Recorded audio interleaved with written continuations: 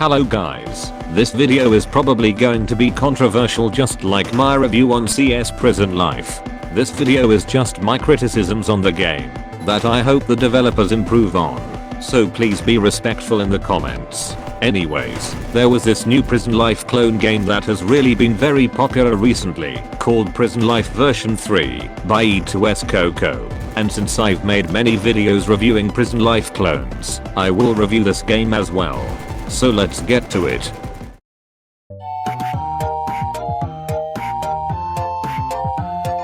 Upon starting the game, we are greeted with a menu GUI that is stolen. There are a few cosmetic differences such as this area and how the premium section has more game passes. These new role and credits buttons do not work though. I will choose guards. The guard room has a redesign. They combined the break room and surveillance room into one. There is a door here that leads to somewhere I will talk about later. The new armory area has snipers, the M249, and the FAMAS, which are all scrapped Prison Life content I brought light in my videos. It's cool that they are here, but I think there is too many guns that are here.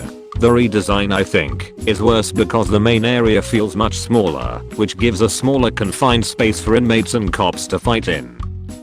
Now let's talk about the aforementioned door. Inside it there is doors that lead to a copy and pasted model of the front entrance from the discovered early build. I was the first and really only person to cover this build from my video on it. The developers, if you didn't know, are aware of my existence as E2S Coco was in my Prison Life Lost content server at one point, and 2 developers are currently in my server. It's pretty awesome this is here, knowing it was because of me.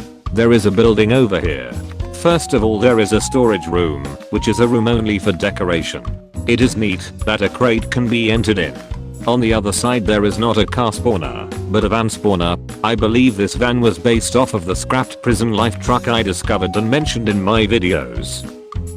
It seems that they created a back entrance to this prison. It is cool, but it makes sense nobody is here, as it is more convenient to just use the front entrance. Back in the guard room, there is a second exit that leads behind the room. This area is based off of the September 4th beta build, which I also covered a ton of, which is amazing. Next up there is this yard. This is actually only one of the 2 yards in this prison. There is a telephone station recreation which is a Easter egg coming from footage of PL save that I only ever uncovered in my video. Upon shooting some people one of them snipes me and nearly kills me. That in honesty seems way too OP. Other than that, nothing is really special here besides a soccer field. Through a passage, we arrive at pretty much a mostly untouched area that can pass off as normal prison life. Some of the notable new things here include an entrance to the guard room via cafeteria, a music player completely from Prison Life version 0.6, a donation GUI, which is pretty much the easiest way to make free Robux, metal detectors likely inspired by the early discovered build, a glass doorway here, a entrance to the first guard room via prison administration, a shower room that pretty much is just decoration, and our entrance to the glitch room looking like this. Let's switch to inmates. As an inmate you have the crafting feature, which is scrapped content that I uncovered in my videos. It's neat that they genuinely add in these features that I talk about. Even then, I find it rather inconvenient / annoying I have to look for materials for items, which some were already in the regular game easy to obtain such as the crude knife. Also, this game does random lag spikes for a couple of minutes at a time, which is downright extremely annoying. Other people in the server also talk about this. This needs a fix. Escaping the prison, there are a few notable additions in the main part of the city, such as a new road here, a cool looking building, where the apartment buildings used to be, different ladders on the office building, the Hilltop grocery store moved to the gas station area under the name Casino, different gas station sign, and a billboard of a character I think we all know who it is. There is stairs leading to a metro station. This seems unfinished. It is very well made and cool, but I think it is the definition of unnecessary and useless, as you already have cars that do the job perfectly. A literal car spawner is next to this place. We will now enter the more different new outskirts of the map. First of all there is a duplicate of the shops and a metro entrance. There is a construction site as well, and a motel. Behind the motel there is a suburban neighborhood. If you really think about it, it is the definition of unnecessary. I will talk about it more later. Then over at the valley part of the prison, there are a multitude of useless empty shops here. Then in the other section the armory plus shop is here. Inside there is a ton of guns. Some are unusable apparently due to balancing. This contributes to what I think is a oversaturation of guns. The Dollar Tree has nothing special in it, but besides it is a second criminal base. Nothing notable here besides items for the Morphia Game Pass. That is pretty much it, or at least of what I saw in this game. I will now reflect on this game and its problems.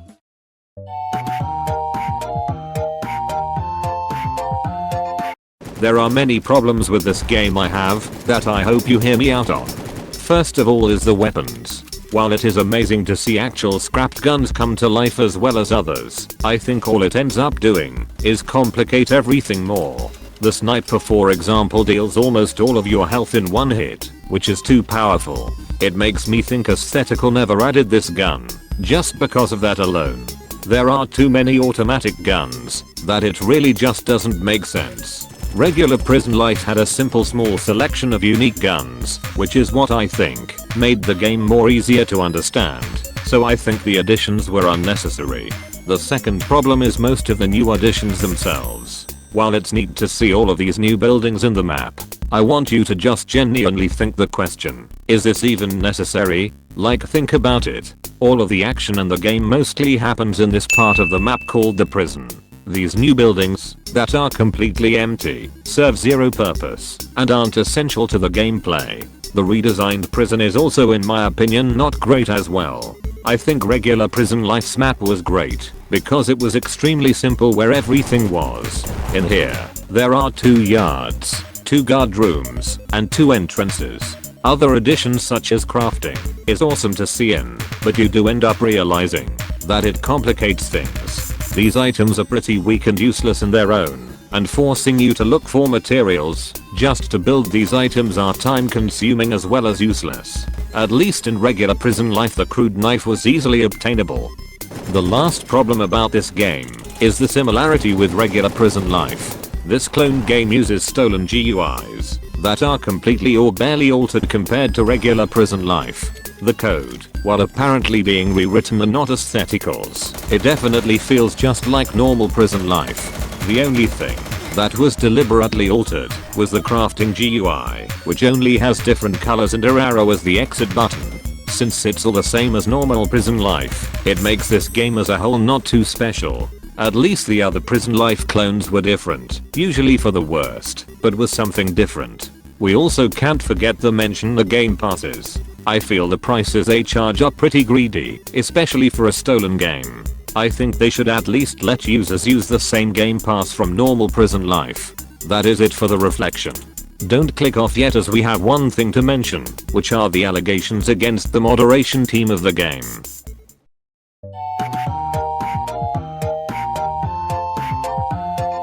There are multiple allegations against the moderation team in Prison Life version 3. I will censor the names of the people as I don't want them to get hate or punished, as one claims you could get banned from the Discord server as well as the game, which is pretty much the definition of corruption. I will pretty much be the meat shield instead. First of all, according to an ex-moderator, there was a ton of consistent free ranking, which makes it easy for bad actors to join. When one moderator lost their rank, they sent not safe for work content and called people slurs. This ex-moderator even included proof, as you can see here. Second of all, the developers of the game were paid unfairly, earning a minuscule of the 5 million Robux the creator earned, which is never a cool move to make. They talked about striking, but didn't because out of fear of getting fired.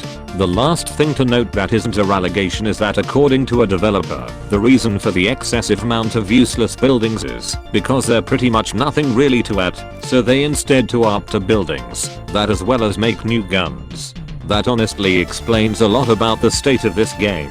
That is it for the allegations. If the person responsible for banning me from the game and server is watching this, hello!